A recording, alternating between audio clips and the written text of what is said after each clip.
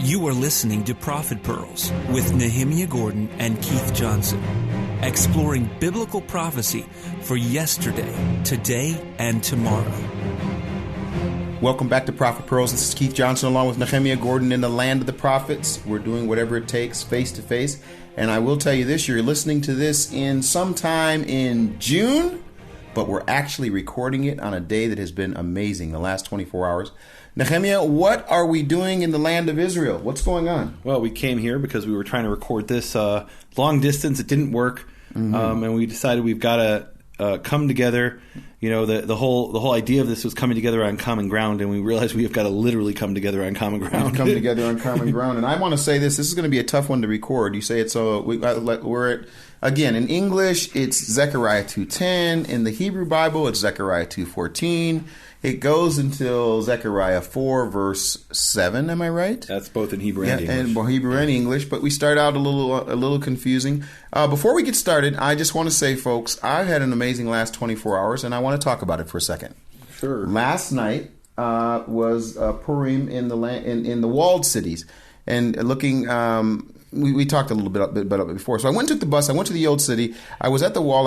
You couldn't go. You weren't feeling well, and I was really concerned. I didn't know if what was going to happen today. But it's such a blessing. So I went yesterday on the bus, spent some time there listening to people read. I walked all the way back to the apartment, got up this morning, and I said, I'm not going to wait for you to come at 8 o'clock. You know, normally what happens, folks, is Nehemia gets up in the morning. He has a great breakfast from Bubby Dina, and he's been talking about this the last few weeks, and I'd had enough. So I decided I was going to get ahead of it because Bubby Dina invited us this morning to her house for a reading of the book of Esther. And so we weren't going to do it for a while because we're like, we're really got to get these things going on. But I thought, you know what? The way he's going to come in here and tell me he had some great breakfast. So I got up early in the morning, took the wrong bus, ended up walking to Bubby Dina's and caught Nehemia walking into her place, Nehemia, and we had an amazing time. I mean, did you think that was great? We got to hear the Megillah. But why it was that we heard it at her house? Yeah, so you know, the tradition is to hear the reading of the story of Esther, the scroll of Esther, or the Megillat Esther. And what most Jews will probably do is go to synagogue to hear it. My mother has been in a wheelchair most of her life, and it's difficult for her to get to synagogue. So what she's done for many years is a rabbi will come over and he'll read the Megillah for her. And her neighbor, who's a rabbi, he came over, and my sister and her family was there, and the rabbi's family was there. And we were there, and you know, and he read and he took out his scroll, handwritten scroll, and he unfurled it, and he stood up, and he started to kind of shake in the traditional Jewish manner of devotion. I don't know if you've ever seen that. You've seen it, Keith. Obviously, you see it at the Western Wall. And he started to read, and he read the entire scroll of Esther. He read actually quite quickly, and it took him about 30 minutes. And you recorded it. I recorded it. I don't know where this is going to be at because I want people to hear it. Yeah. Okay. So it'll be on nehemiaswall.com, and I'll probably be putting it out on the you know, or at least parts of it on the, you know, as a podcast, as a separate podcast. Awesome. So the one part that I noticed that you really got excited about, Keith, is something where there's the 10 sons of Haman where they get hanged, and the tradition is to read those 10 names is in one breath. And what's difficult for every Jew to read that is that they're not Hebrew names, they're Persian names. And so there's really bizarre sounding names to the Hebrew ear. And so maybe that's part of it, to like burn through them and the entire list of 10 names in one breath. And this rabbi did it quite successfully. Yeah. And I noticed you got really excited about that. I got excited about that. The other thing I get excited about, of course, is every time it comes across the name Haman, whenever he says it, the people make noises because we're trying to blot it out. And you made a really interesting statement on our way over to the house regarding that. Or maybe it was after. I can't remember if it was before or after. But I would say this, you know, I've been in the synagogue and I've listened to this happen. I was in the unwalled synagogue, and the conservative synagogue, the Reformed synagogue, and at the Western Wall. But I think this was my favorite experience because we were with family, you know, and these are. You know, here's the father, your brother-in-law is there, and he's got his daughter next to her and his son, and it's really cool because I'm sitting there and I'm looking around and I see your brother-in-law sitting next to his daughter, and she's reading and he's reading, and then there's your mother and she's reading, and then there's your nephew and he's got his little scroll that's not actually on the. Hold on, just a second. I don't think people know what you're talking about. No, hold on. And then he opens the parchment and he's reading, and I'm looking around at everyone reading this story. following along as the rabbi is reading. So the rabbi story. reads and everybody follows. Yeah, everyone's following along, but it's just amazing because it's like it was a really beautiful picture, and like I said, we've put up the Purim episode from Time Will Tell, and people have during this weekend are watching it, of course, and it's available. All 10 episodes are available, but this really was just a lot more personal for me to be invited to be there and then to watch this. Now, the thing that really hit me more than anything, I'm just going to tell you this, so we can move on. The thing that struck me more than anything was as the rabbi is there and he's got the scroll and he's reading and he's davening with great passion. He's got the word of God, and on his hip he's got his sword. In other words, he's got a 45 Glock uncapped on his hip as he's reading the scroll, and it brought the reality of Jewish existence in Jerusalem. This man lives how far from your mother? Oh, around the corner. Around the corner, and it's normal for him, like it is for me to have my cell phone, for him to have his pistol on his side. Right. And this is something that I've still not gotten my mind wrapped around, but it really was really striking to me. He's reading a scroll about the attempt to wipe out the Jewish people in the land of Jerusalem. Netanyahu's just talked about Purim before the U.S. Congress. Purim is now being discussed around the world. Isn't that amazing? That's why I'm bringing it up. And here he's sitting there. The Iranian foreign minister is bragging, we saved the Jews 3 times. Yeah. Wait a minute, you almost wiped us out. But here's this man Yehovah saved us. And I'm in this room, in this apartment, and for him, this is just a part of his life. He's got a pistol on his side. Man, wow. And may have to use it. Yep. Wow. Okay, well, we're in Zechariah chapter 2, and I don't know how I'm going to do this. And let me tell you this, after this, today we're going to be recording, and then tonight I get to go back to the house for Shabbat. It's the best Shabbat meal in all of Jerusalem, folks. In the whole world. In the whole world. Sing for joy, and I will, and be glad, and I am. O daughter of Zion, for and he is. Behold, I am coming, and I will dwell in your midst. And what is that about? Is that not amazing? He says, I will dwell in your midst. It brings me back to the Garden of Eden. I'm telling you. Where he dwelled. He was there. He was walking amongst them. And it says that's what's going to happen. So let's talk about this word dwell. I don't think that should be the word of the week, but let's talk about it. The word is v'shachanti, and I will dwell. And the shachan, that is the same root as the word shekinah. You know, shekinah glory. Yeah. You know, your people say. In Hebrew, we say shechinat kavod, which shechinah literally means dwelling, the dwelling of the presence of God. Often we'll refer to it in Judaism as just the shekinah. For 13 years, you keep saying my people. Which of my people are you Methodists. talking about? Oh, the Methodists. The Methodists don't know anything about Shekinah glory. They don't know anything about it. But that Holy Ghost filled. Oh. But no, the Shekinah glory. That's when it comes down. Pentecostal people. Isn't I'm a Pentecostal Methodist. So what does it mean that Yehovah will dwell among us? Well, I mean, so first of all, we had before the temple was built, we had the Mishkan, and Mishkan is from the same root as Shekhinah. Mishkan is the place of the Shekhinah. That's literally what it is, the place of the dwelling. When you add a mem at the beginning of certain words, it means place of. Now today we have or after the Mishkan, we had the temple. The temple's been destroyed, and what does this mean? And this is a question for my Jewish brothers and sisters, but also for the other people. He says, behold, kihinini ba, behold, I am coming, and I will dwell in your midst. So where is he? He's not there. And certainly the Jewish understanding is that the Shekhinah has left Jerusalem. It's the Shekinah has left the building. And what he's saying is he's going to come, the Shekhinah will come back. And how do we know it's left? We have these scenes in the time of Solomon and other places.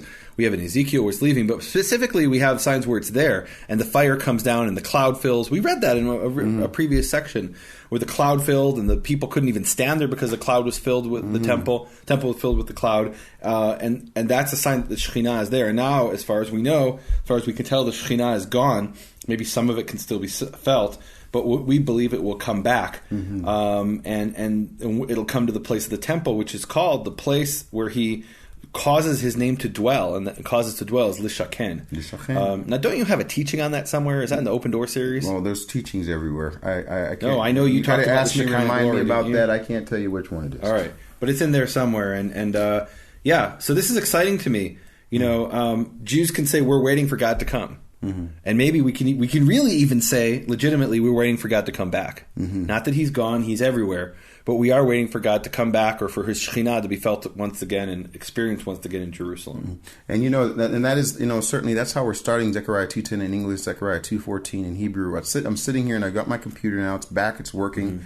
I'm feeling a little bit better. Just when I was feeling better last night, you got a little sick. So I don't know how this is going to work. But we've got all of these resources and beyond all the resources in the Hebrew and what it says and which verses, I have to tell you the next verse is the one that I get most excited about. Yeah.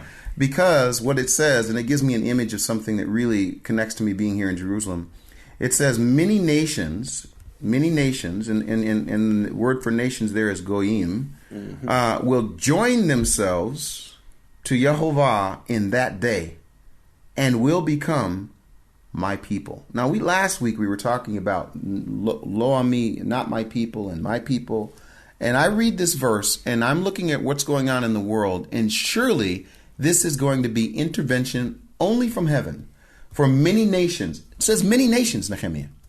Many nations will join themselves to Yehovah in that day, and they will become my people.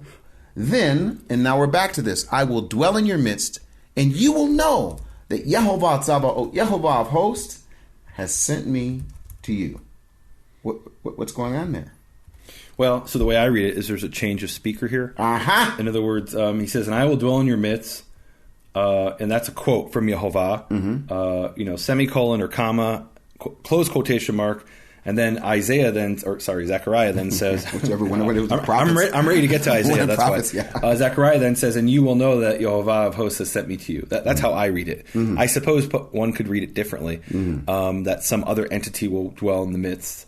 But but I read it as Yehovah saying, "I will dwell in your midst." So I want to challenge you on something. Yeah, so this is the thing. Now I'm really going to get in trouble on this. I haven't asked you about this in advance, but for years we've talked about this, and it really has to do with the other nations. And I have to say, as we were driving, Nehemia, we were talking, and this is what the beauty of being here face to face is. If we're just recording it from different parts of the world, it's literally we get on the phone and we record and we're done. But being here face to face, we're taking the bus, we're riding back and forth, we're eating together, we're talking, we're discussing.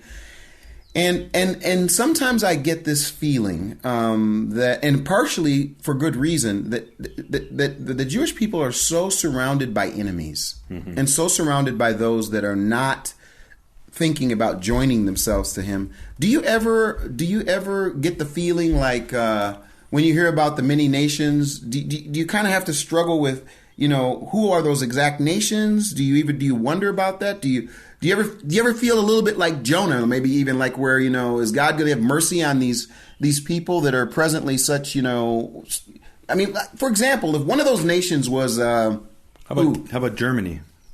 Okay. One of those nations, Germany. So for you, when you read that, what happens to you? Do you think like I think every Jew definitely struggles with this. So let's imagine a scenario where there's someone who is an SS officer who's turning the knob to put the poison gas into the gas chamber at Auschwitz, and then his grandson or great grandson maybe is a fulfillment of this verse and decides to repent and turn to the God of Israel. And on the one hand, it's woo, hallelujah, praise God. Someone has turned to him. On the other hand, it's like, wait a minute. That's what I want to talk about. Your grandfather, your great-grandfather was the worst enemy of our people. And so, I think there's a certain amount of discomfort and struggle in that. And where it gets, I think Jews maybe are even more uncomfortable is, okay, wait a minute, we're not that many people. We're what are we, 14 million Jews or 20 million Jews, depending how you count us.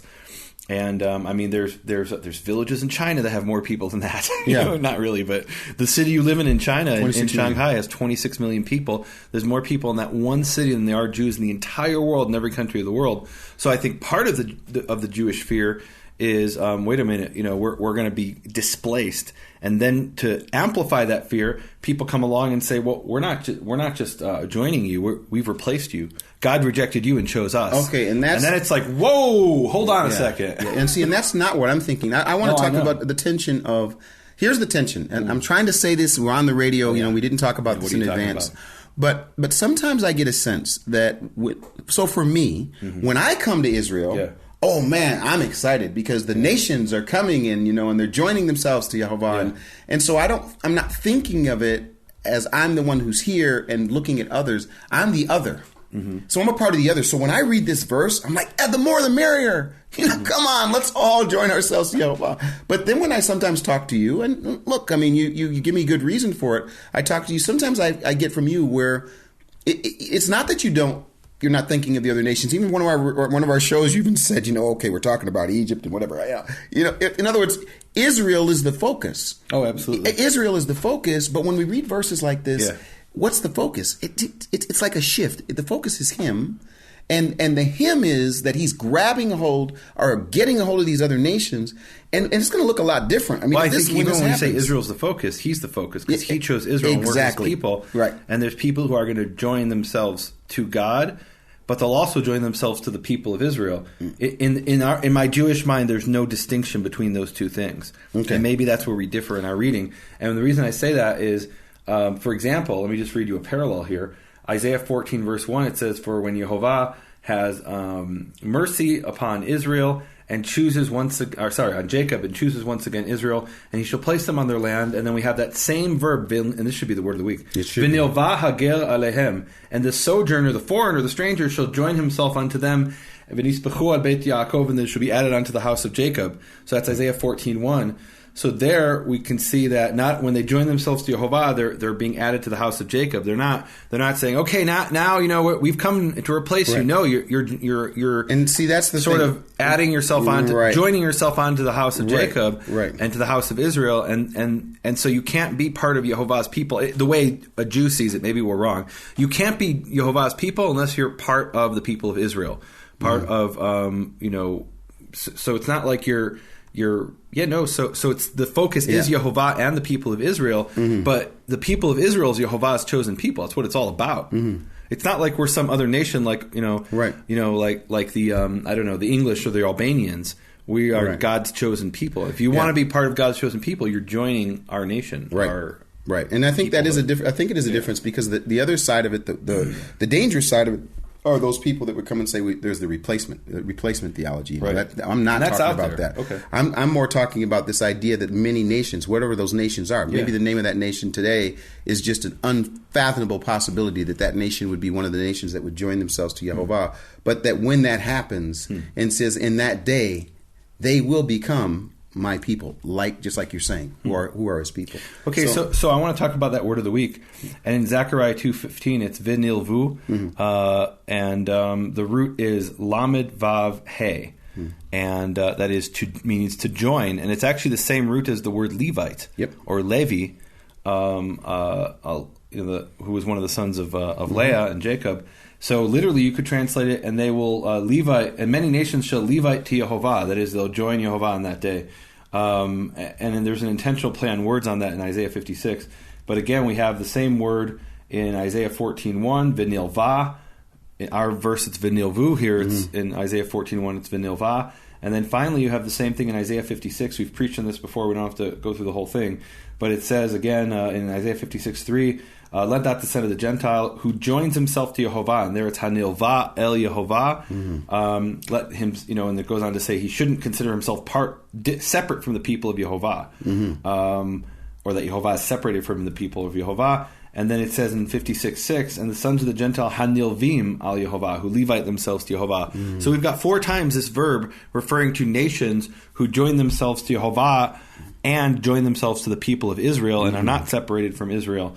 So to me, that's a very clear pattern here. There's a very clear message that Yehovah has this covenant for Israel and has chosen Israel, but that is a hope for the entire world. Exactly. To come to Yehovah through Israel. And it's so something, and again, it's hard for me not to keep talking about this. Like I say, you guys are listening to this in early June, and we're actually sitting here in the land of Israel with all the conversations that are going on around the world right now because of this. I think the timing of it is perfect. The timing of Purim, the timing of the fact that Netanyahu went to Congress, the controversy surrounding it, and just asking and talking about Israel. And then we have in Congress some people say, well, I'm not going to listen to the speech. I'm not going to hear what he has to say. And the battles between the White House and is this going to affect Israel or whatever? And that's where I set all that side of stuff aside. And I just read verses like this and my heart gets really glad and my heart gets really excited that Yehovah, in the end, that there will be nations that will join themselves to Yehovah, and they're not going to come with preconditions. They're not going to come and say, well, we're going to join ourselves, but here's the deal. You got to remove this part. You got to do. No, when they join themselves to him, it's going to be about him. And I mean, I don't know. For me, when I look at the present world and then I read this verse, I tend to want to focus on this verse, even though we're in the midst of a world that's really very far from this. In fact, it seems now that the nations are rather joining themselves against God and against his people. So how that shift is going to take place and when it happens, boy, I cannot wait. Amen. Mm-hmm. He will possess Judah and his portion in the Holy Land and will again, and I love this, it says he will again choose Jerusalem. And we're sitting here. And here we are. No, come on. That's pretty cool. And it's funny. Sometimes I just want to shake you. I'll be honest with you. I'll be like, Nehemia, we're in Jerusalem. Yeah, well, yeah, of course. No, this is a really big deal. We're reading a prophet portion yesterday, today, and tomorrow that says he will choose, excuse my excitement, the city that we're sitting in. Mm-hmm. Does that I'm excited. I'm extremely excited. I mean, but what does that do to you? Like this, you're boasting. We get on a bus and he's got his little card with his little picture, and then we go to the grocery store and he's got his little card with his picture, and then Bubby Dina says, Nehemia, we're voting on the 17th, and he's got his little voting card with his picture, and to me, he's like, just like this is what it is, but like that, you're a Jerusalemite. I'm a Jerusalemite, but I don't take that for granted. No, I know, not for granted. I definitely appreciate that. That to me is no question that that's a fulfillment of biblical prophecy. Yeah, we're reading about this prophecy.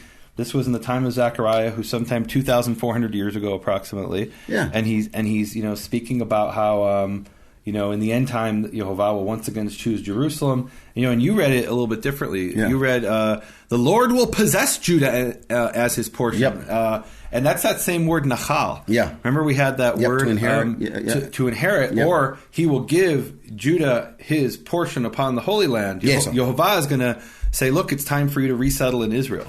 You're going to be an evil settler. Not an evil settler, a settler who is a fulfillment of biblical prophecy. Well, can I go? And that's the word for settler. It is, nachal, mitnachel. Well, let me tell you why I say that you, not that you take it for granted, but now be me. So I get on the bus and last night and I'm Purim, I get out and I stop and get my juice because I need more vitamin C, and I go and get the juice. And I'm having a wonderful conversation with this guy in Hebrew, and we're going back and forth. And he says to me, you should come and live in Jerusalem. You should be a Jerusalemite. And I said, well, they won't let me. Mm-hmm. And he said to me, and he happened to be an Israeli out here who's married to an Ethiopian woman. And he was looking at me and he was like, he says, you're not Ethiopian, are you? No. Where are you from? I'm from the United States. Why do you know Hebrew? And this is always the question. Mm-hmm. But the point is, Nehemia, it was a sad moment for me because he said to me, he says, yeah, it would be really hard for you to become a Jerusalemite. And I'm thinking about you. You got your little cards and your bus cards and your voting cards. And look, there's some envy and jealousy right now, folks. I'm just telling you. I'm here and I'm thinking last night for the last 24 hours, is there anywhere else? Let me just say this in closing. Is there anywhere else in the world that I would have rather been last night on the evening of the middle of the month that the Jewish people are around in Jerusalem celebrating Purim? And I said to myself last night, in that particular moment, there was nowhere I'd rather be. And when I read this verse, and he says that he will again choose Jerusalem, as we're reading this, and I'm thinking today, man, I can't wait until they remove these rules and regulations that your government have right now that determine how can you determine when you join yourself. What do you got to do to join yourself? And some of you that are listening understand. There's even some folks that we know who are desperately trying to get their citizenship here, and it ain't easy. It is a difficult situation. And what you think about it, I don't know. It's difficult for you. It sucks to be you. I mean, no. Look. I mean, there's no question. It was very, relatively easy for me to get citizenship. Why is that? In Israel? That's because there's something called the law of return, and my mother and father were both Jewish. My father was Jewish. My mother is Jewish. My grandparents were Jewish. My great grandparents were Jewish. I tell you about this. I met with the Cherokee guy, and he was asking, "So you're Jewish on both sides?" And And I'm like, yeah, all 8 of my grandparents. He says, oh, so you're a full blood, which is, I guess, like a really important Indian concept to me. You know, and I said to him, you're either a Jew or you're not. But yeah, it was easy for me to prove I was Jewish and then, you know, get citizenship. Okay, controversy. Here's the controversy. I've never done this for all these years. We haven't talked about it. But for those people who say, okay, well, the lost tribes are out there, and no, you actually are physically, you know, they can't prove it through mother and grandfather and all that stuff, but they say no. And I'm going to tell you what happened last night at your house. You probably didn't miss it because you were doing something else. And your mom said, as we were talking today, she said, you know, Leonard Nimoy, he died, and it says, and she's giving the article that says he's been beamed up. Yeah. And so me and your brother-in-law and your sister all make the sign. You know, live long and prosper. Live long and prosper. Yes. Long story. People know about this. You've talked about it. But the idea is that Leonard Nimoy explains why it was that he came up with that sign. Here's the funny thing. Your mom says, Keith, because you can do that, maybe you have a Kohen in your background. Shake that family tree. And so when I'm thinking to myself, if I go down to the Israel government and I show the sign, it says, look, I can do this. I think I've got somebody in my background. It doesn't make it. They won't let me in. Look, even if I say I'm from the lost tribes of Israel, they won't let me in. I've got to prove it through. And I just want to bring this up. This is why the guy said to me, he said, boy, you look like, you sound like, but you can't get here, can you? You can't live here. I think in the recent years, there's definitely been people have acknowledged really from all branches of Judaism, from all different perspectives, that there's a huge problem with with citizenship in Israel, especially for people who can't prove that they're Jewish. And there's many scenarios where somebody they burned the records in the Holocaust to survive. It's gone. They can't prove it, and they can't prove it. And to make things even more complicated, when I made Aliyah, when I immigrated to Israel decades ago, oh my God, it's decades.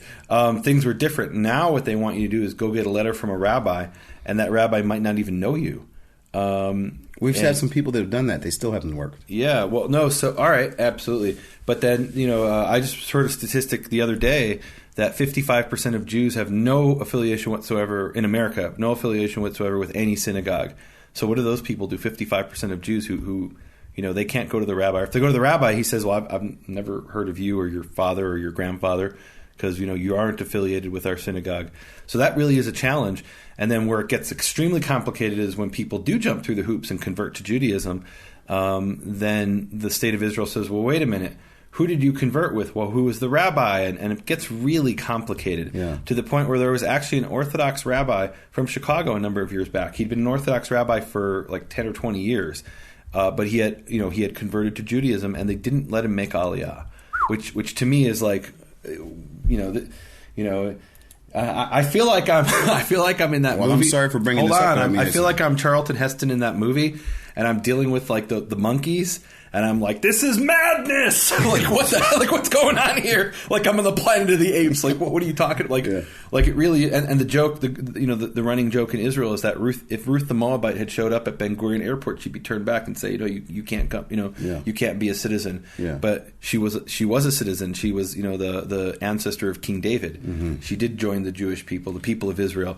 So there's definitely a lot of modern day issue, and there's a biblical issue. And the modern day issue is that you've got two things here. You've got a political status, and you've got this, religious faith. Well, I can't wait. I can't wait until he settles the whole thing and sets his Messiah up, and it's not going to be about that. I've joined myself to him, and that'll be it. Can't wait till I select which part of the country I'm going to live in. That's another discussion. Do we have to get to that stuff? Anyway, Zechariah that's chapter... Ezekiel 44 or something. Right? Yeah, absolutely. That's one of our sections. No, is it really seriously? Maybe we did it already. No, are you kidding me? I don't think we did. No, I know we didn't. No, so I'd have been shouting. So, Zechariah. Now, when we get to Zechariah 3:1, tell me if I'm right or wrong here. Now we line up. I believe Zechariah 3:1 and Zechariah 3:1 in the English. So now we're together. Then this is really wow. I'm going to let you just talk about this verse, Nehemia. Mm-hmm. Then he showed me Yehoshua, the high priest, standing before the angel of Yehovah. And then it says, and please correct me if I'm wrong, because I didn't want to make an argument the other day. You were talking about there were no names of any angels except for two that we know of. And I'll be honest with you, Nehemia, I was thinking about another being. And wondering if he had a name, and I want to do this because this is kind of cool. And it says, I'm sorry, let me get to the verse again. I skipped ahead. Here it goes. Then he showed me Joshua the high priest standing before the angel of Yehovah, and then it says, Hasatan, standing at his right hand to accuse him. Does it say that in Hebrew? I'm looking here. It says, and Hasatan was standing. So it says lisitno, which I want this to be the word of the week, in fact. This is the word of the week? Yes. We had nevu. Okay. Well, we did have nevu two words before. I a let week. you do it. It's So we actually worthwhile. did that before. Okay. Yeah. Did we really? Yeah, we did. It's worthwhile doing it again. Yeah.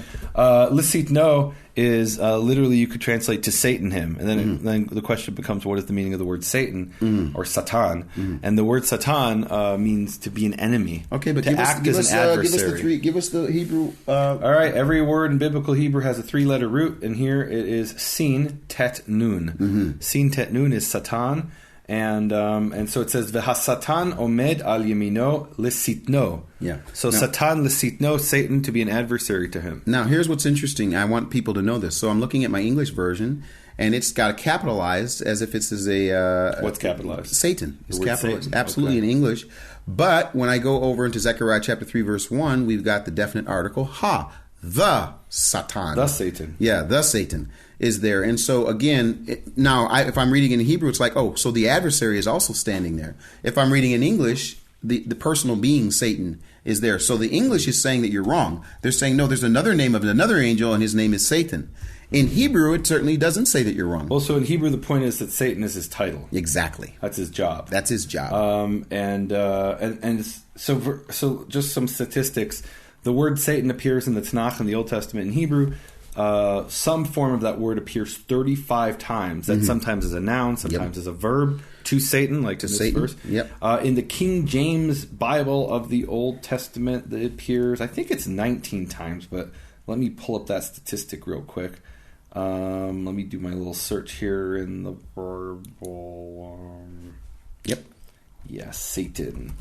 So we've got Satan in the King James is 55 times, but then some of those are in the New Testament. In the New Testament, it's 36. So that I'm bad at math. That's 19. That's what I said. Yep. So it's 19 times in the English of the Old Testament of King James, but in the Hebrew Tanakh, it's 35 times in the same books in the same place. Why is that? For example, in this verse that we're reading in the King James, which is Zechariah 3:1. Yes. So let me read you the King James. It says, and he showed me Joshua the high priest standing before the angel of the Lord, and Satan standing at his right hand to resist him.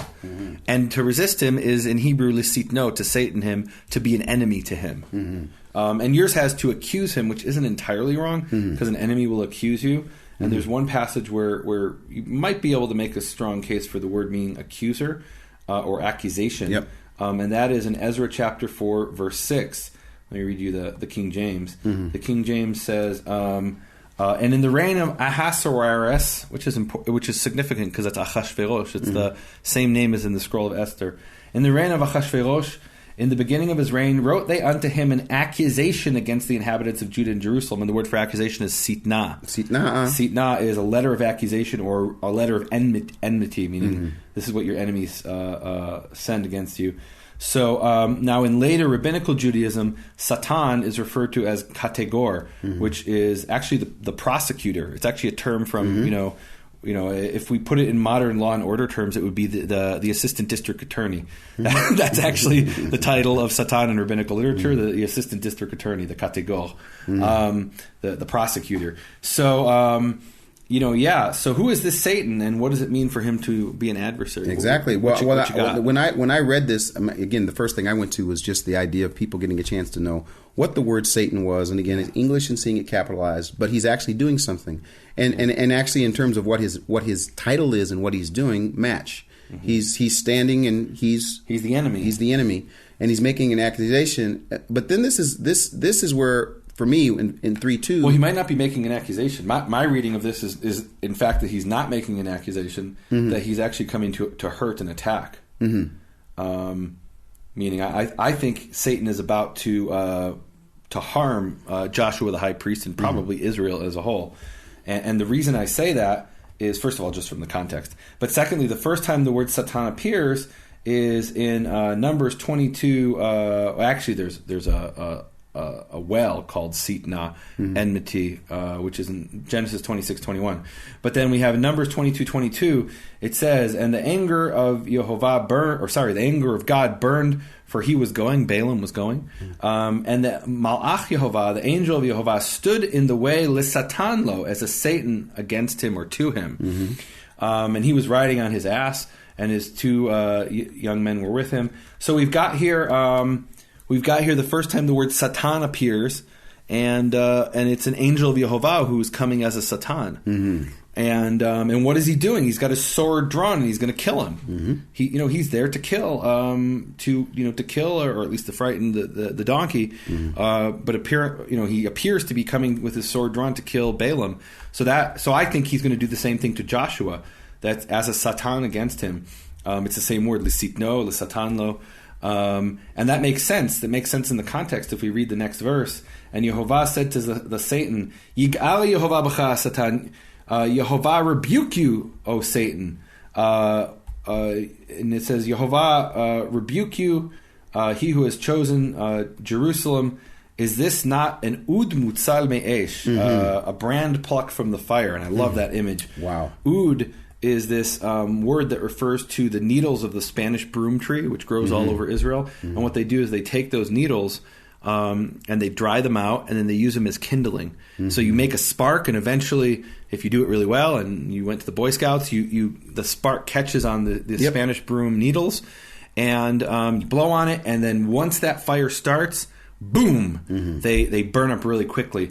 And Yehovah is saying that Jerusalem is an oud, a Spanish broom needle plucked out of the fire. It's not brand as like what you brand an animal with. It's the needle of the Spanish broom tree. I don't know why it's called Spanish when it grows in Israel and all over the Mediterranean, but so it's this needle grabbed from the fire, right, milliseconds before it's burned up. Before it's burned. And I think it's clear that Satan is about to burn up Israel, or burn up Joshua the high priest, and Yehovah grabs him from the fire and rebukes Satan and says, "No, you mustn't do that. I'm going to grab this from the fire." Wow.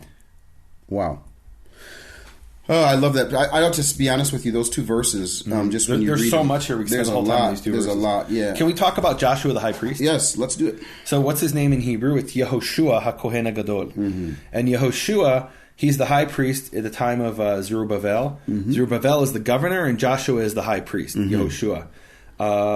And interestingly, in Haggai chapter 2, verse 23, people go look that up. It's interesting. It talks about Zerubbabel as being God's signet ring. So, he's the governor, and maybe most people couldn't even spell his name, but he's actually a really important figure in the Tanakh. So we have this figure. His name is Yehoshua ben Yehotzadak, or Yeshua the son of Yehotzadak. That his name appears 6 times, but then 4 times we have the same man called, instead of Yehoshua ben Yehotzadak, he's called Yeshua ben Yotzadak.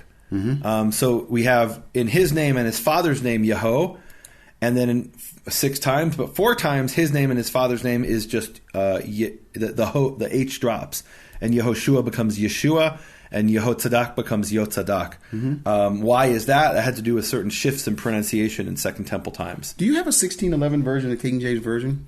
On your computer? Don't, but I can pull it up on the internet. While you're doing that, I think this is really interesting. And this is for people who don't... listen, I addressed this in my book, His Hallowed Name Revealed Again. In the back, I have a bonus chapter, and it was really funny. Some people actually go to the bonus chapter first before they read the rest of the book. Do they? And actually, it's been a blessing. I had some conservative people that went to the last chapter first to decide whether they would read the first one. And the title is, What About the Name Jesus? And the reason that it's such an important chapter... and actually, we talked about this in depth, Nehemia, when I was doing this book. There were some sections that didn't make it in that I think now need to be separate book on their own.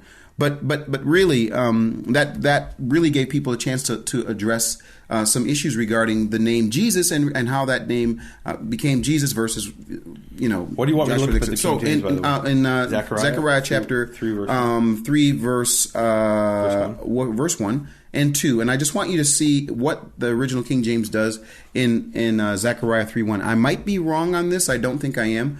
But the reason that I'm bringing this up is that we're talking about the actual name. And we've talked about Joshua's name, where that name comes from. Originally, Moses gave him his present name. Well, let's remind the people. Yep. But go to. So tell us, where did it come from? Just a second. Well, first what I want to do, I want to see if this actually is there, and this is worth taking the time.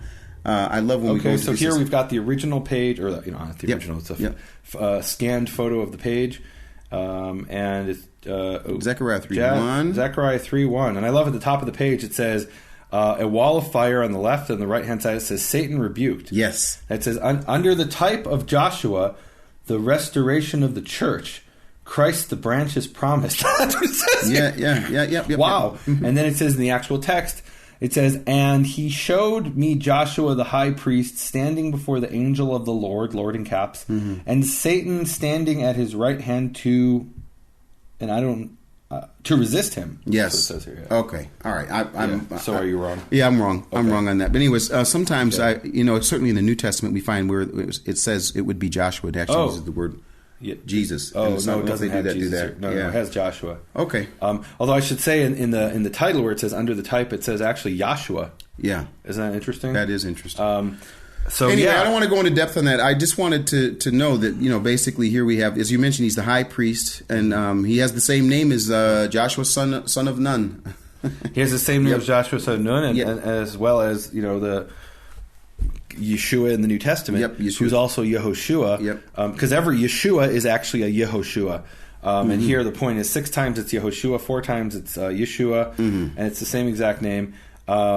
So that's interesting. Yes, and it is. All right, we talked about Satan. We talked about this. Yes. No, Joshua had filthy garments. Wait, I'm not ready to get to that. Oh, you don't want to get to that yet. So God rebukes Satan, and that's really interesting. This reminds me of this parallel passage that we have. These 2 passages. One is in 2 Samuel chapter 24 verse 1, and the other is 1 Chronicles chapter 21 verse 1. So let me read you those 2 passages. Yep. This is where David is tempted to count Israel. So 2 Samuel 24:1 says, and the wrath of Yehovah was once again burned against Israel, and he incited David against them, saying, "Go count Israel and Judah." Okay, so Yehovah is angry, and he, presumably Yehovah, incites David to count Israel. 1 Chronicles 21:1, and Satan stood against Israel, and he incited David to count Israel. So wait a minute, who incited David to count Israel? And what we can see here when we read these 2 passages is when the anger of Yehovah is incited against somebody, he sometimes will send Satan against that person. And so maybe Satan is the one who actually incited Israel, but it was because the anger of Yehovah was being put into action through Satan. And that's really important because I think in some traditions, Satan is understood as an enemy of Yehovah. It's almost like there's a good God and an evil God, and they have this conflict. But in Tanakh, Satan is simply an angel, or maybe even a type of angel, that carries out the wrath of Yehovah. And we actually saw that in Numbers 22:22, where Yehovah was angry with Balaam, and the angel of Yehovah came as a Satan against him. It's exactly what we saw. Now, I want to share something that happened. I don't know if you remember this, but we had a friend who we had shared this information with, and I guess he shared it with his son, and his son had misunderstood what his father said and thought that we were saying that Yehovah is Satan.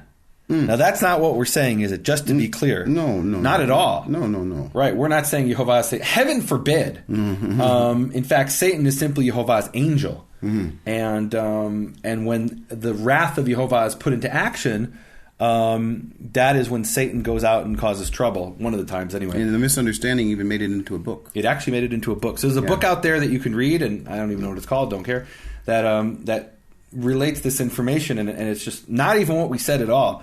And then look, and so it says here, and the anger of Yehovah, we read that, that's Numbers 22:22. So I want to look at one more verse, which is Psalm 78:38. And it says, but he being merciful forgave their iniquity and destroyed them not.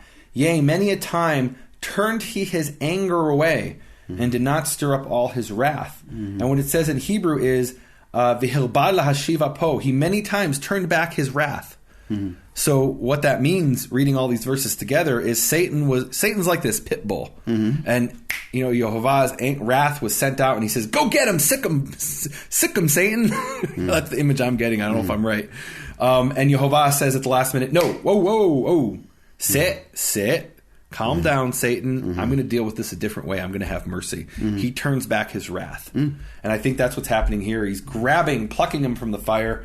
at the last second. The Ud Mutzal Me'esh. I love that image. That to me is so amazing.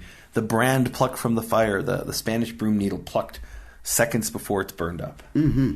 Go ahead, verse 3. Now 3 says, and he was clothed with filthy garments and standing before the angel. And he spoke and he said, those who were standing before him saying, now who's speaking? Jehovah is speaking. And said to those who were standing before him, remove the garments, the filthy garments from him. Again he said to him, see, in the garments actually representing something else here, see, I have taken away your iniquity and will clothe you. And this is a really interesting word. In English it says with festal robes. Festal robes. Festal robes, yeah. So it's machalatzot, which simply means beautiful garment. Yeah. And I think in the King James verse it says a change of raiment. Yeah. Okay. So anyways, he gets these different clothes, and he said, let them put a clean turban on his head. So they put a clean turban on his head and clothed him with garments, while angel of Yehovah was standing by, overlooking the change of clothes. In other words, it's he's going from these filthy garments, and he's there looking and saying, here, this is what happened. But then this verse 6 comes, and in English it says that he admonished Joshua. Literally says he testified. He testified? And then here's the question. So according to some language scholars, they claim that whenever... So we have this word liha'id, and here it's vaya'ad. It's a form of it. And he testified, but it's then be. When you testify be someone, you're testifying against them. When you testify le someone, you're testifying for them. So based on the preposition, you know whether they're testifying for someone or against them. Here, apparently, according to this common explanation, there's be Yehoshua. Oh, here. Vayad Malach Yehovah be Yehoshua. Okay. So that's against Joshua. Okay. It's not so clear that that's correct, but that's what they claim. Okay. Meaning we don't have enough examples to really say that definitively, but this is what people have argued, that whenever you have Ha'id Be, it's against, and Ha'id Le is to testify for. I'm not sure that's correct. Okay. That's making an awful lot out of a little preposition that we don't have enough examples Sometimes those prepositions are important. No, prepositions are always important. Exactly. But I don't know that you can read so much when we don't have enough examples of this language pattern. That's my point. Okay. Can you read 7? I want to skip to 8, but all right, I'll read it. Thus saith Yehovah of hosts, if you will go my ways, and you will keep my charge, and you will also judge my house, and also keep my courtyards, and I will give you mahalchim ben ha'omdim ha'ela. I will allow you to walk, or maybe walk about, between these who are standing. Listen now, Joshua the high priest, Yehoshua the high priest, you and your companions who are sitting before you, they are men of anshe mofet. They are men of miracle, or men of a sign. Interesting. For behold, I will bring my servant Semach. Oh boy! Now we got to talk about Semach. Okay, and just before we do Semach, I will tell you, when I read verse 7, I think about what he was talking about, the priest of Zadok.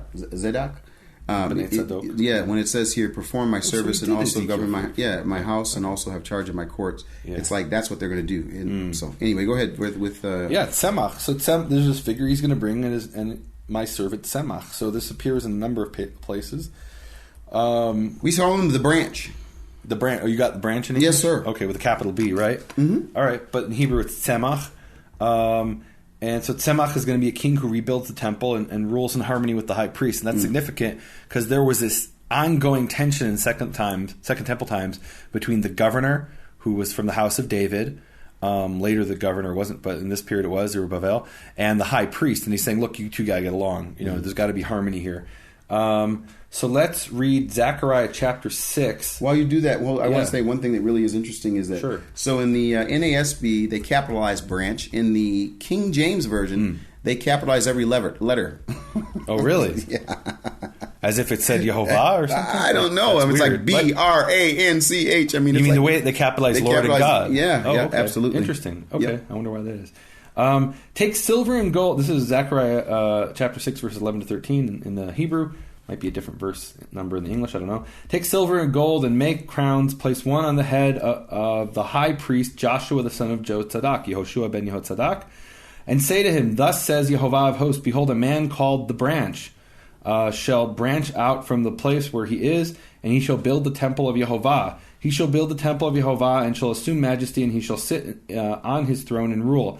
And there shall also be a priest seated on his throne, maybe not you, but a priest. Yep. And harmonious understanding shall prevail between them. So Yehoshua, the son of Yehozadak, is being given this prophecy in Zechariah 6, which parallels our prophecy here, in which there will be a man, and it says in Hebrew, Hine, behold, Ish, Tzemach Shemo, there will be a man. Tzemach will be his name. So Tzemach is actually his name, and you could translate his name as branch, but we don't translate other names. Why is this name translated? Exactly. That's strange. Yeah.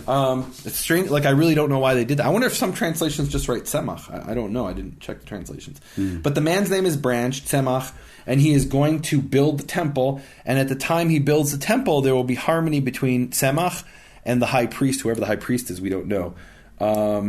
So yeah, I'm waiting for the one who's going to come and build that temple and rule in harmony with the high priest, the descendant of Yehoshua, the son of Yehozadak, of Joshua, the son of Jozadak. That would be cool. One more verse, Isaiah chapter 4, verse 2. I was just going to read that. That's so go ahead and read it, In please. that day, the branch of Yehovah will be beautiful and glorious, and the fruit of the earth will be the pride and the adornment of the survivors of Israel. Wow. So if we just read Isaiah 4:2 and didn't know about Zechariah, we might not make much of this verse. But now that we've read and we found out his name is Tzemach, then that makes me excited in Isaiah 4:2. Exactly. On that day, the Tzemach of Yehovah will be beautiful and glorious, and the fruit of the earth, etc., etc. Wow, for the refugees or the remnant of Israel, for those who survive of Israel. So this is an end times prophecy about how this figure Tzemach, the Tzemach of Yehovah, is going to come. Amen. That's exciting. Amen. Okay, a few more verses. I know I said one more. I lied. No homework this time. You're saying there's not going to be any homework. We're going to go through one.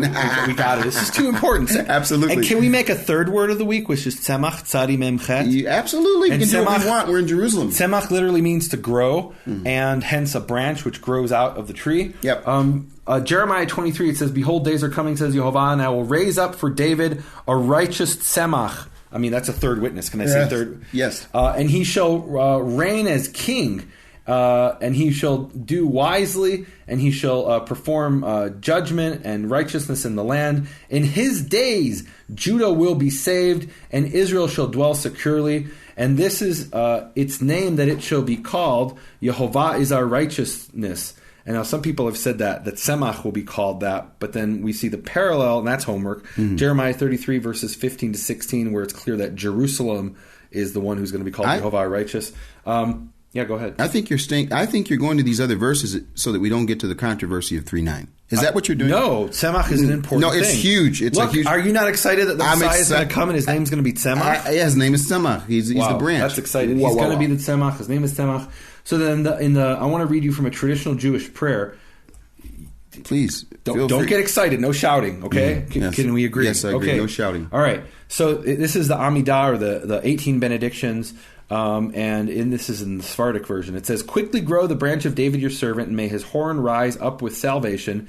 For we have awaited all day for your salvation. Blessed are you, Lord, who causes the horn of salvation to grow." Now in Hebrew you hear about the Tzemach of David your servant. May he grow quickly, which is a play on words, because Tatzmiach. May the Tzemach of David Tzemach, becomes a verb. And then it says, "May the horn of his salvation rise," and that's Yeshuatecha. And then it says, for it's your Yeshua that we have hoped and waited all day long. Blessed are you, Lord, who causes the horn of Yeshua to grow, to Tzemach. So this is a prayer about the Messiah. And it's interesting. I read one historian, a Jewish historian at the Hebrew University. He actually says, look, how can we read this prayer and say it's got nothing to do with Jesus? He said it's impossible. He's convinced that this prayer was put into the Jewish prayer book by Jews who believed in Yeshua, and they kind of snuck it in there, hoping nobody would know what it meant. I'm just saying that's one theory out there. That's not really the accepted theory, but it is interesting. We're looking at this Messiah that we're waiting for, and we're looking for his Yeshua, which is salvation, not to be confused with Yeshua, which means Yehovah, Yoshia, Yehovah will save. But obviously they sound similar, and to the point where this scholar says, well, I mean, look, this had to come from a Jewish Christian or a Jewish follower of Yeshua. It's interesting. This idea of Tzemach is interesting to me.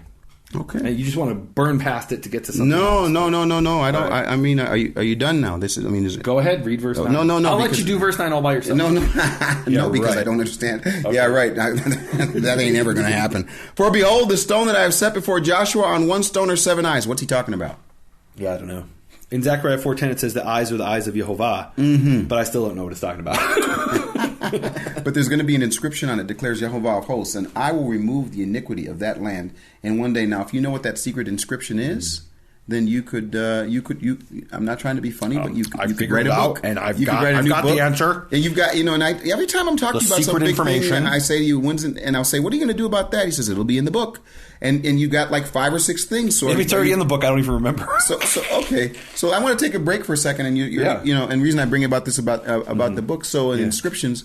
So for you, when do you decide that something is really that the public needs to hear versus, in other words, you've got a deal where there's certain people that can be a part of, hear some parts of studies, and there are other things that are just public for everyone. You've got YouTube, all this. How do you determine when something is for the masses, if it's something that's going to be maybe for supporters?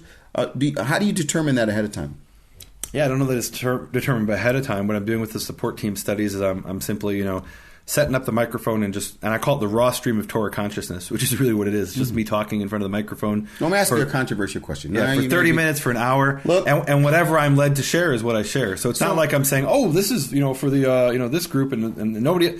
And it's interesting. I've had people write to me and say, well, why aren't you sharing this with me? You should share this with everybody. Why is this only for your support team? And I'm like, look, I'm sharing this with, people who have supported my ministry. And, you don't need to support my ministry to get this information. Everything I'm sharing is out there. You could go through every one of my studies and there's nothing original in anything I've taught, at least I hope not. In other words, maybe I've pulled the things together and their combination is original. But all the source, I'm basing this on sources, and all the sources are out there. Okay. So, but the reason I'm trying to get is because you do have things like the one that you just you just did a little while ago, and I'm sure there'll be others in between by the time we listen to this. But those are an opportunity for people to, would you say, go a little further or go a little? In other words, absolutely. So in the support team studies, like this raw stream of Torah consciousness, it tends to be, it's more of an advanced topic. And so for somebody starting out, maybe they wouldn't even get that much out of it. Once you already have that foundation, then you can kind of go deeper with the support team studies. But as I said, everything in the support team studies is based on ancient sources, and and maybe you can't read Hebrew, so you can't access those ancient sources, or you don't know where to find them in manuscripts or something like that. But all the information's out there. This is I'm unless I say something which is my opinion, and then I tell people it's my opinion. But everything else is based on ancient sources. Wow. But anything else about the ministry? I mean, do you want?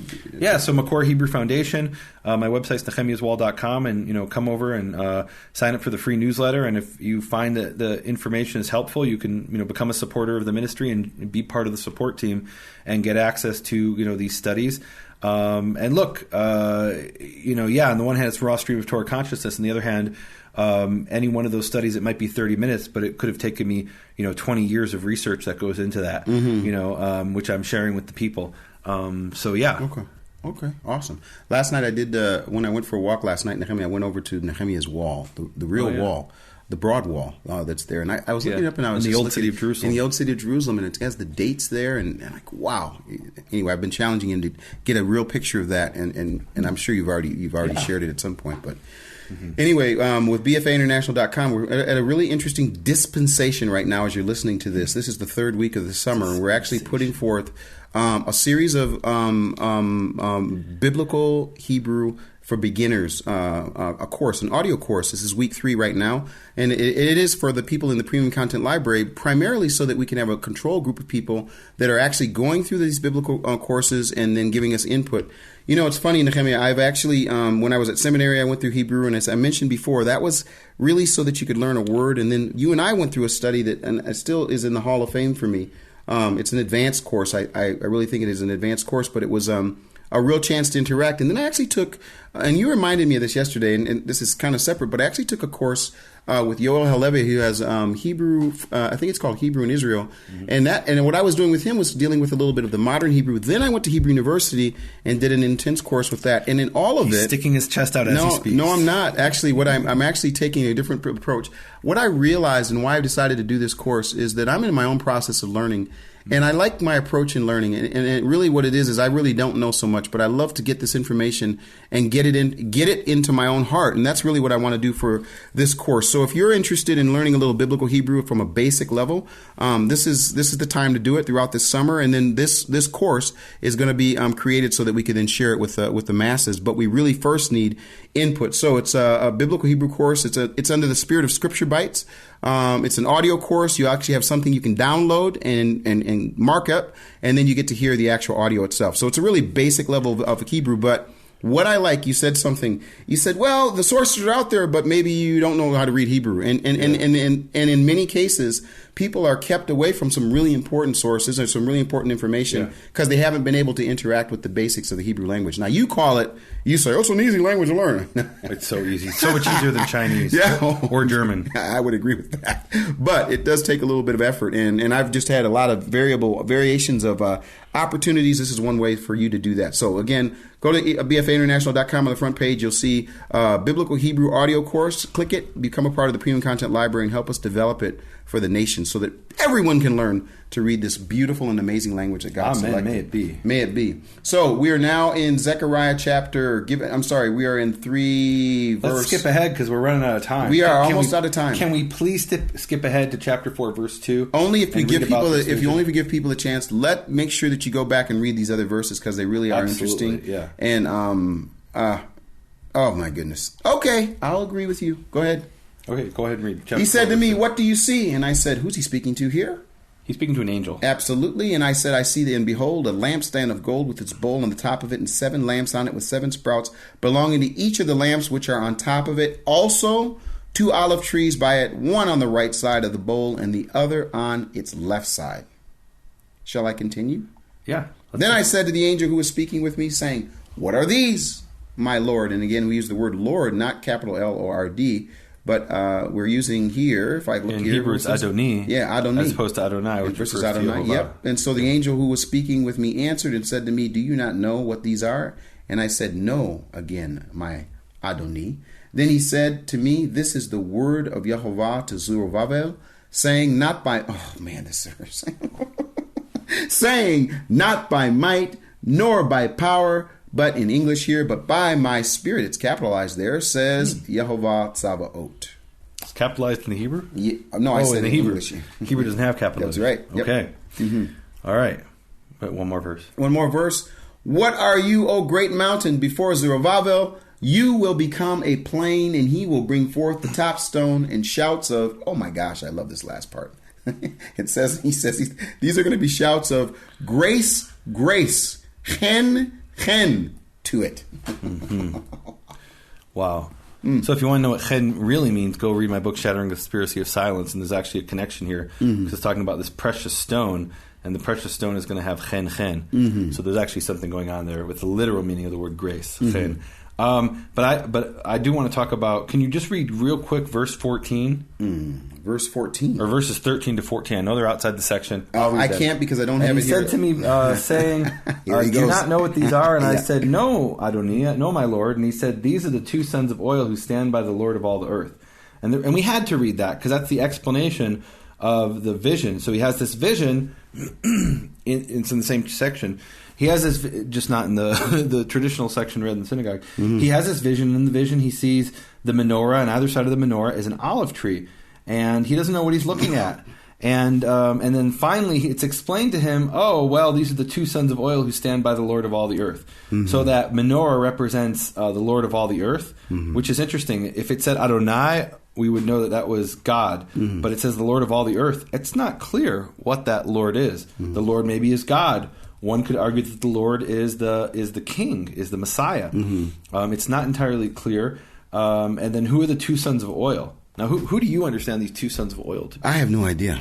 No idea, huh? No. So definitely the traditional Christian interpretation is that those are the two witnesses from the book of Revelation, which is obviously reading something into Zechariah, but I suppose it's possible. The Jewish understanding here is that the two sons of oil, what does oil mean? So it's, oil, sons of oil is understood to be those who are anointed with oil. Yes. And so the two sons of oil are understood to be the king who is anointed with oil and the high priest who's anointed with oil. Mm-hmm. And that then ties into the earlier prophecies where we heard about how, he's saying there's going to be a tzemach, and then that's actually a later prophecy, and there's going to be a tzemach, and then there's going to be the king, and the two of them will rule in harmony.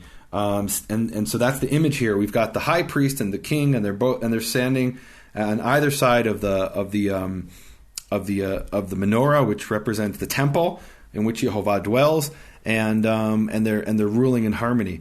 And it's really interesting. So I was visiting some people in Tennessee, and in their living room they had this interesting display. It was sort of this wooden canopy. And underneath the wooden canopy, there was a menorah, a seven-branch menorah, like exactly described here, like in the temple. And on either side of the seven-branched menorah was an olive tree, a little olive tree, and kind of like a little a little thing, and a little planter. And I said, "Oh, you've set up a representation of Zechariah 4." And they said, "What's Zechariah 4?" They had no idea. They were not, they hadn't thought about this prophecy at all. What happened? It's a really moving story. The woman had, for years she had spent a great deal of energy decorating for Christmas, and they kind of got involved in Torah, and they said, "Look, we can't do Christmas anymore." But she wanted to create some kind of a decoration. And so instead of a Christmas tree, he said, "Well, let me get some olive trees," her husband said. So he got the olive trees. And she says, "Well, what am I going to do with these olive trees?" And she sets up the menorah, and she says, "Wow, it would look nice if we put an olive tree on either side of the menorah." And I walk in there, and I'm telling you, I see this. It's exactly the representation described here. And it's described in more detail later that we didn't read. And I'm looking at this thinking, it's got to be Zechariah 4. In fact, I made that the picture of the week that's going to show up next to this teaching. Really? Yeah. I took a photo of what they did, and I'm thinking, this has got to be a God thing. I'm sorry. It's got to be a God thing. I feel like maybe they were moved by God to create this without even knowing the prophecy. Is that possible? Certainly it's possible. I think one of the things that's, and I said to you, I have no idea, but when you do bring the concepts together, when you talk about the oil and you think about the anointing and you think about the word Mashiach and you think the two Messiahs and other things in Scripture that would give you indication of that, it does make sense. I got to tell you something, Nehemia. You're talking about these people that you saw, and this is going to sound like a little bit of a diversion, but it really isn't. It has to do with a person who's our Prophet Pearl partner. His name in we don't give the full name. We don't give our full name. But Paul, we want to thank you for being a partner. And really, I have to say this: the many people that either are partners in real action in terms of they support us, but are partners in other ways. And you know what? Yeah. These people become partners because you go there into their house and you see this, and it ends up being here in the show. But it's a really important thing, and that really has been what's been such a blessing as we've been traveling around the world, sitting down with people and hearing their journey and their process and what they've learned. And sometimes there's some real crazy things that we interact with, and sometimes there are things like this where you just say, "Wow, could this be anything other than some sort of intervention that you would walk in that house and it would be a witness, if I can say, to Scripture," and they had no idea. Right? Isn't that That's amazing? That really is. And so there's people that we're connected to that are really supporting and listening. And I want to stop if I can. I also want to say, Nehemia, that we're now in 34, 35. I can't remember what number we are. But based on what we're finding is literally 1,000 people. Episode 36, actually. 36. Nehemia, literally thousands of people, folks, from you saying to me, would you consider doing this? And for me hearing the word, I heard it, teach my people my word. And here we are, 35 episodes in. And isn't it?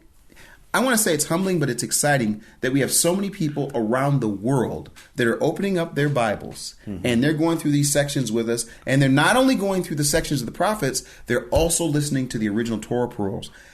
Literally, I think if you sit down and listen to everything just on a week's basis, there's about 3 hours worth of Bible study. At least every 3 hours every week. At least. Amazing. Wow. So you're the prayer guy. I don't know if you have anything else you want to say. No, I think we said it. Okay, awesome. Yehovah Avinu Shebashamayim, Yehovah our Father in heaven, I thank you, Yehovah, for turning back your anger and rebuking Satan, who's come to attack us. And Yehovah, I ask that you do that in our situation, and you individually for everybody, and collectively for us as a people coming before you, Yehovah. Yehovah, I ask you, I thank you, Yehovah. I thank you for pulling me out of the fire. I was the Ud Mutzal Me'esh. I was that brand, seconds away from being burned up in the fire and in my own life, and you pulled me out of that fire, and I want to acknowledge that every day for the rest of my life, of how you pulled me out of that fire, Yehovah. That fire that would have burned me up for the rest of my life, Yehovah, and would have been the end of my ministry. And I'm so thankful to you, Father, for rebuking Satan and pulling me out of the fire, Yehovah. And Yehovah, I ask you to send your tzemach, to send your branch, Yehovah, the branch of your salvation. Yehovah, this prayer I grew up saying and never really thought about, Yehovah. I didn't know what the prophecy was in Jeremiah and Isaiah and Zechariah. We didn't read those sections. And Yehovah, but I grew up saying this prayer in the Amidah, in the 15th benediction. And I want to offer this prayer to you, Yehovah, with your name. This prayer is offered throughout the world millions of times a day to Adonai. I want to offer this to you, Yehovah, in your name. Et tzemach David avdecha mehera tatzmiach, vekarno tarum bishuatecha, ki lishuatcha kivinu, v'tzipinu kol hayom. Baruch ata Yehovah, matzmiach keren Yeshua. Amen. Amen. Thank you for listening to Prophet Pearls with Nehemia Gordon and Keith Johnson. For more information, please visit nehemiaswall.com and bfainternational.com.